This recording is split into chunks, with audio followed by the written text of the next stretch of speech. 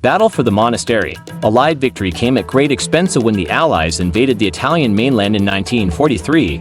Many believed the war was finally coming to an end, but a strong German defensive line waited south of Rome. Along with one of the war's bloodiest battles, the massive artillery bombardment formed the first part of the Allies' final attack on the famous monastery at Monte Cassino. The area had been heavily fortified by the Germans, and for almost 6 months a relatively small German force had halted an entire Allied army in an area just south of Rome. Over the previous 3 months, the monastic ruins had become a key position for its German defenders. Several unsuccessful attempts to break through German lines had eventually cost the Allies 60,000 casualties. Not even the heaviest artillery fire ever brought to bear on the Italian peninsula could break the resistance at Monte Cassino, where the German paratroopers were entrenched. Occupied Italy. When the battle commenced in late 1943, the Allied forces were marching their way north through Italy towards Rome. A long series of military defeats had forced fascist Italy to the negotiating table. Mussolini had been deposed in July before a civilian Italian government made overtures to the Allies and negotiated peace. The Germans responded quickly with a quick and ruthless occupation of the country, which took place over a few dramatic days in September 1943. The Germans had been prepared for an Italian collapse and had made plans for an immediate military occupation. The operation proceeded with customary German precision. Allied forces had, however, gained a strong foothold on the Italian mainland after invading Salerno, south of Naples, on the 8th of September 1943. After a few weeks of heavy fighting, the Germans were forced to retreat. The Allies then advanced on Rome with the intention of making it Europe's first liberated capital of World War II. Allied forces had no idea, however, what awaited them. Across the Italian peninsula, 12 miles south of Rome, the Germans had constructed a defensive line consisting of concrete bunkers, trenches and minefields. This new line, the so-called Gustav Line, crawled up and down mountains, and the Germans established positions in caves on the mountain peaks 1,500 to 2,000 meters above sea level. From here, soldiers directed artillery fire into the valleys below. Gustav Line blocked way. Hitler had picked one of his most able commanders, Field Marshal Albert Kesselring, to lead his forces in Italy. He'd ensured the Allied forward thrust through the mountains to Rome could only be carried out along Route 6 after destroying the other two main roads. The Gustav Line blocked the road in the small town of Cassino, surrounded by high mountain peaks. When U.S. troops attempted to storm Cassino, they were forced back with heavy losses. In December 1943, General Mark Clark's Fifth Army lost a total of 40,000 men, dead, wounded or missing. In mid-January 1944, the army made fresh attempts to capture the German positions, while a force was landed further up the coast at Anzio, midway between Rome and Cassino, but the Allies failed to break the Germans in both places. These setbacks created deep divisions among Allied high command.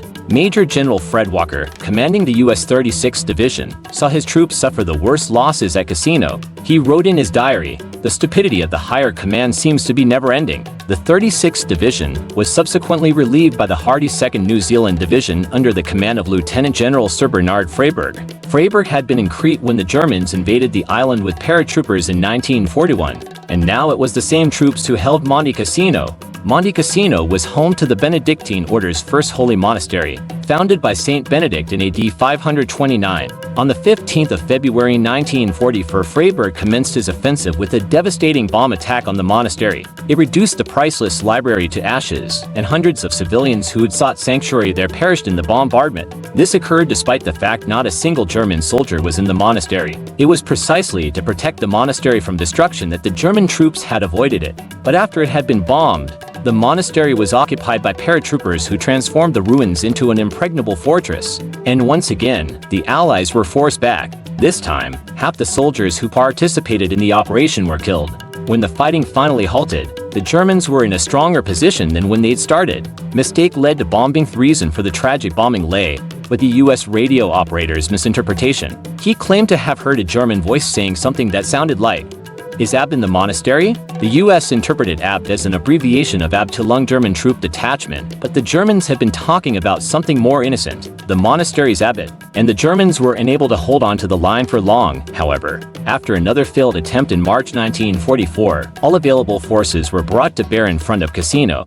Heavy artillery of fresh assault began on the 11th of May 1944 with 3 times as many soldiers as German defenders, plus 1,000 guns, and 2,000 tanks ranged against a few hundred on the opposing side. Despite this, the paratroopers at Monte Cassino continued to hold out. It was only when the French and Americans, with a huge array of artillery, tanks, and air support, broke through the Gustave line in the valley along the River Liry, a little further south, that Monte Cassino became impossible to hold. Finally, on the morning of the 18th of May 1944, the paratroopers abandoned their positions. The Poles who finally occupied the ruined monastery celebrated, but it was a hollow victory. By the time the Allies arrived in Rome on the 4th of June 1944 to be greeted by a jubilant population, they'd lost over 100,000 soldiers in the mountains around Cassino.